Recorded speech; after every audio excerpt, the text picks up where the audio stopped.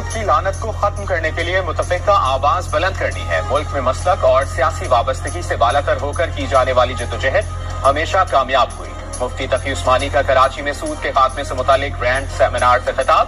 بلا جی مفتی صاحب بڑا اچھا قدم ہے، سود کو ختم کروائیں، زنا کو ختم کروائیں، زنا کے جو اڈے کھلے ہیں انہیں بند کروائیں۔ وہ زانی جن کی قومی اسمبلی سے ہر روز ویڈیوز نشر ہوتی ہیں ان کے اوپر پابندی لگائیں، ان کو سزائیں دیں۔ وہ اور تو اور جو کیا ہوتا ہے رشوت لینا اور رشوت دینا، اس کے بارے میں نبی کریم صلی اللہ علیہ وسلم نے فرمایا تھا دونوں جہنمی ہیں۔ تو ہمارے ملک میں چپڑاسی سے لے کے مراسی سے لے کے چیف آف آرمی اسٹاف، میں باجوے کی طرف اشارہ کر رہا ہوں، جو بھی وردی تار کے گئی ہیں، کھم بلا گئی ہیں، وہ 12 ارب کا ٹیکہ لگا ہے۔ اچھا، ملک کے خزانے میں 1.5 ارب اور یہ باجوے کے پجامے میں